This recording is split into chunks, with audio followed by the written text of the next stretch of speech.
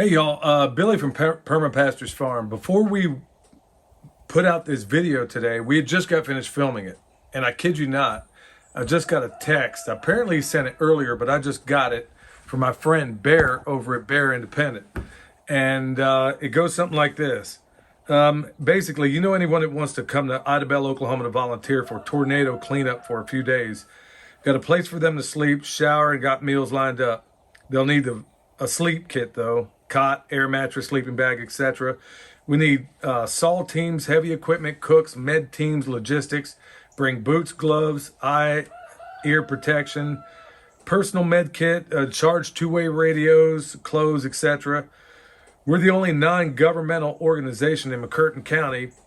Need people and funding badly. No FEMA money. County is overwhelmed. Storm isn't getting any media coverage due to the elections and all that. And then, of course, he leaves a link to Grindstone Ministries. Look, y'all, we're in there giving right now. Michelle's handling that at the computer right now. But if there's anybody in that area, please reach out to Grindstone Ministries. And if you can't, and I know money's tight these days, folks, but if you're able, try to give whatever you can. Like he said, this isn't it's the day before the election, for crying out loud. And this is not going to make the radar, but there's people there suffering and good people there going to help. In fact, William's going to be on the First Thing Smoking later this week to go out there and help, along with Bear and the other folks out there doing good work. I can't believe how timely the video we had prepared. It wasn't in coordination. It wasn't any of that stuff. So the video you watched was done actually before. This is an addendum to that video, believe it or not. So anyway, folks, give what you can. Blessings to you and yours. We'll see you next time.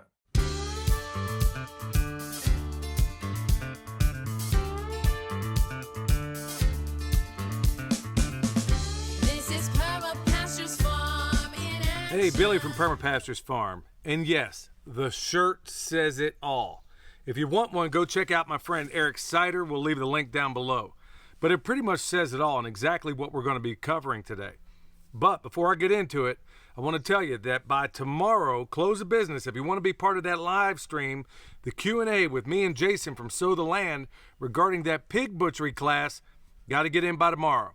All right, with that said, we're getting down to brass tacks. All about permaculture preparedness today, and it might hit some areas that some of you haven't thought about before. Now, before I get into it, a lot of people are saying, good night, man, I'm over here and working a job, maybe working two, got the kids I got to pick up from school, or I'm homeschooling my kids. How do I possibly fit any of this in? We're going to talk about some of that and some of the little hacks that we use around here, because truth is, like so many other homesteaders out there, we're out there from dawn till dusk. Actually, this time of year when we don't have as many daylight hours, we're still working, but usually on the inside. Okay, so instead of maybe make a little list. That's what I do. I start every day with a list. And there's a little methodology into that. It probably requires its own video. But for me, I try to put down the critical things that have to get done that day. Right here's one of those little notepads William's holding out that he got from Jason at Sow the Land. Something that really like that is handy. I'm sure he's got them over at his website. Start off with a list. For me, I just take one of the ones off the refrigerator, go down and I take the backs of it, and I write the most critical things that have to get done that day. Well, when you're running a farm and you're doing a lot of different things, obviously you're going to feel, a lot of people feel like, good night, man, I'm so overwhelmed. Where do I start? Pick the most critical things. I have things on that list that have been on there for 2 weeks, but they're not that critical, or they're not as critical.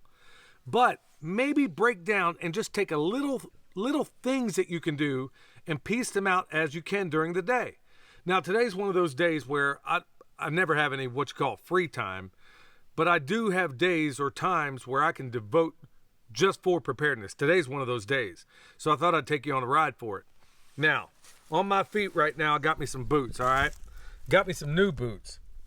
And just like I've talked about before, but I'm going to go into a little more detail about it, these are the strings that were in those boots. Okay, maybe they're cool, maybe they're strong to a certain extent, but I promise you, they are nowhere near as strong as this Survivor cord that I have in here. Okay, in the past I've used 550 cord, But I'm using Survivor cord now, and there's a big reason for that. Number one, the tensile strength on this particular type is about 1,000 pounds.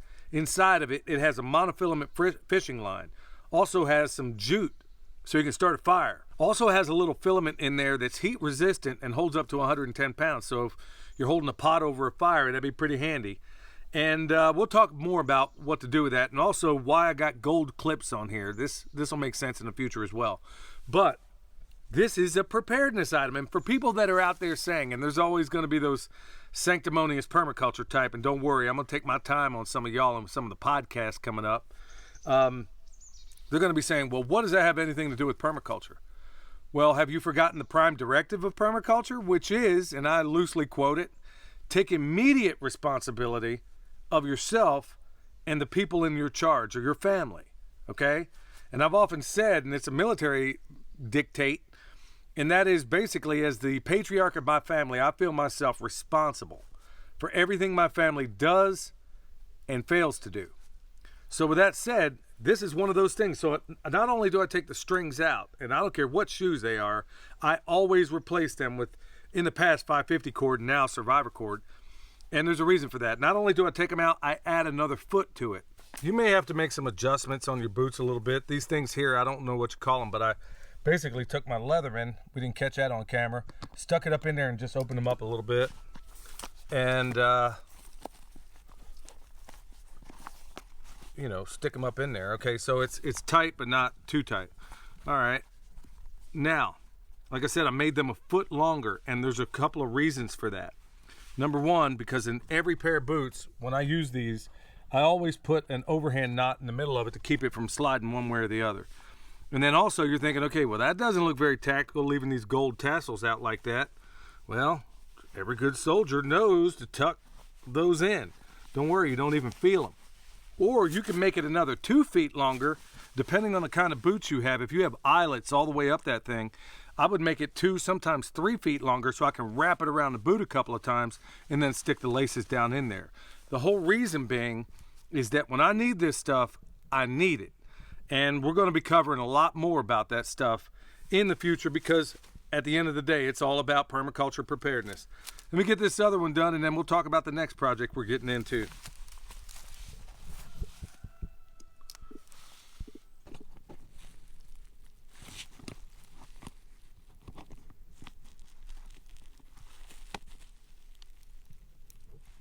All right, another little project I'm getting done, and that is getting a new EMP shield put on the truck. Now, there's some on the other vehicles, and I'll be honest with you, been moving them around, so I had to get another one because I very seldom drive this vehicle, so it didn't make sense to have one on here just to turn back around and, you know, be on a vehicle that wasn't protected. But in this day and age, with all this stuff going on, there is no way I'm not going to have one of these. So I went and got another one. Instead of going back and forth between the vehicles, I went and got another one, and I'm going to go ahead and mount it here in my Dodge Diesel. Now, here's the difference. We got 2 batteries in here, and this thing is super simple to put in, but this is one of those projects that if you're thinking, oh, I'm overwhelmed, just do one a day. Maybe just you're after work one day, you're sitting down, hanging out, doing whatever. You're change your boot strings out, change your shoe strings out. Another day, you get a little bit of time. Okay, this takes almost no time at all to put in. Easy, super easy to install as long as I'm not getting it caught up on everything. So in my particular case, I'm going to mount it right over here. It's got a little sticky back on the back of it. And I'm just going to follow the wiring harness right across here and then put it on this battery. Now in a diesel, it's better to put it on the battery that has the cables, both cables connected. Instead of just going over here, this battery connects to this one.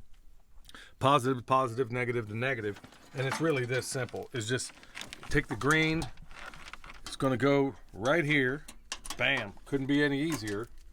Black is always negative unless you're doing special kind of work, and then bam, and then you got an LED. Here's how you check this thing. Let me go ahead and get that. Oh shoot, let me hold all this together. If I got a good connection, you should see the LED pop up. So let's go ahead and check it out. On, off, on, off, on. Okay, there we go. So now it's just a matter of putting this in. But here's the point. What I'm really trying to convey here is that you don't have to spend days and days and days on end getting this stuff done. Just use those little nooks and crannies in the piece of your day that you're able to do this sort of thing. All right, I'll go ahead and get this installed, and then we'll move on to the next thing.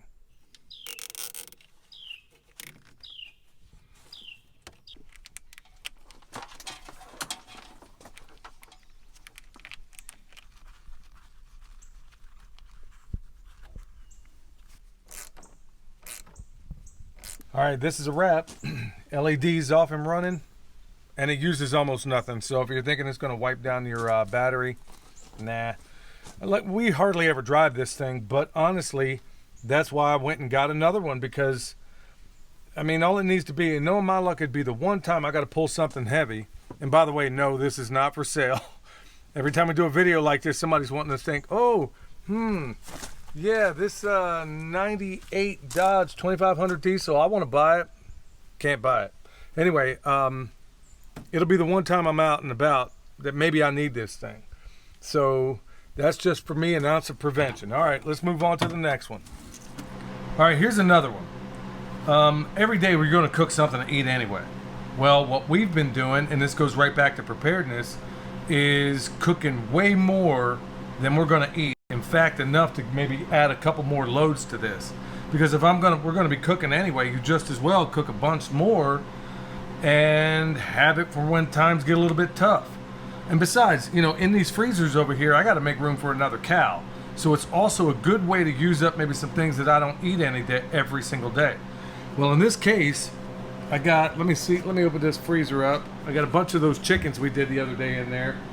And right here, I like to freeze them first. This is something I learned from Miss Wanda down at Deep South.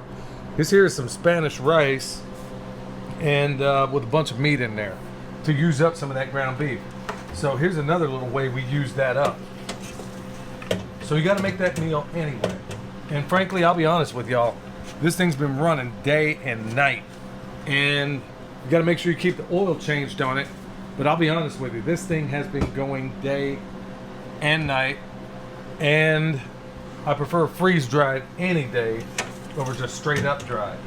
So I'll go ahead and fill this. Let me go ahead and fill this thing up.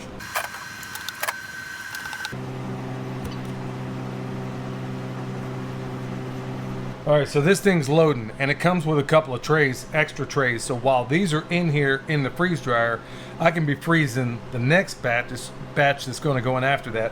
You got to remember to change the oil on this thing. I think after every 5 loads or whatever.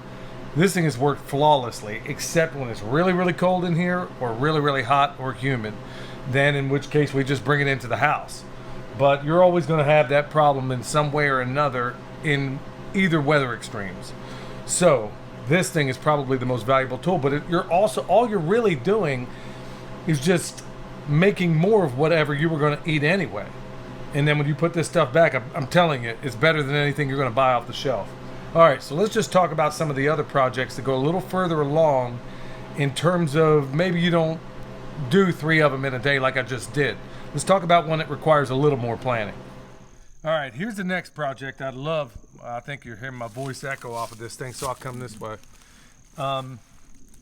Here's one of the next projects I want to get done, and it goes right into preparedness. Now, this barn, we've torn off about half of it so far, and we got other big plans for this whole thing.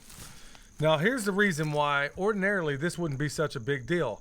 I was helping Justin the other day, just 2 days ago, doing sorghum. And there was one of our neighbors over there helping as well. And he was telling me about all these different streams that are drying up around this place.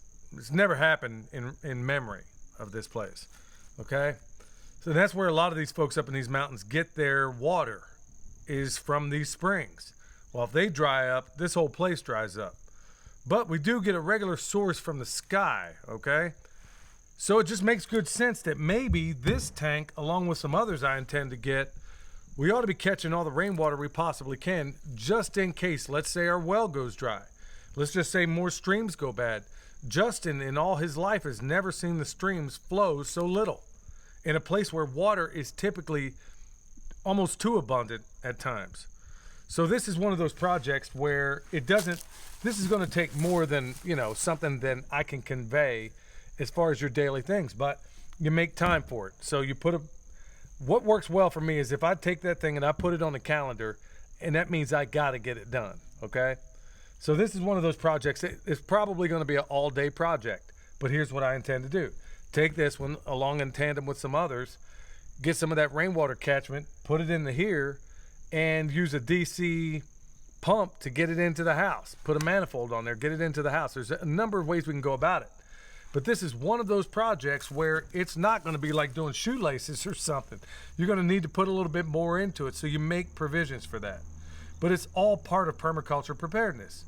It really is. Look, let's just come kind of full circle in this whole thing.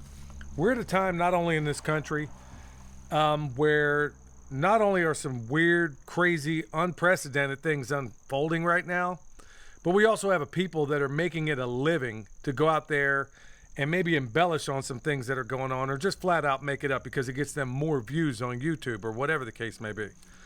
Look, at the end of the day, this is stuff I'd be doing whether or not we had plentiful rain or not. It's just I'm a little bit behind on it. So think about the little teeny tiny projects. It doesn't have to be 10 of them.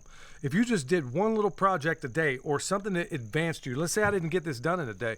Let's just say one day I decide all I'm going to do is move it from here up to the house. That's as far as I'm going to get on that day. Day 2, maybe I'll get the downspout into here. Day 3, I go get the plumbing into the house. You see what I'm saying? It could be a 3-day project. It could be a week-long project. But take some of the more tedious ones, break them down. That's a lot of what we can't convey in this YouTube space, is that there are so many of these projects where we do them over a period of time, but you don't necessarily see it because of the magic of editing. All right? So anyway, remember, we got that butchery class out there. Remember, you can check it out. Details down below. Go ahead and sign up so you can be there for that live stream that me and Jason do here before long. Tomorrow is the deadline for that. If you need any of the stuff we talked about, whether it's an EMP shield or the freeze dryer, we got links for that stuff down below. If you need one of these, okay, well, you're going to have to come to where I live, because that's where I got it. I don't have a place where you can go to get it. Shoestrings, keep your eyes peeled for some of that stuff.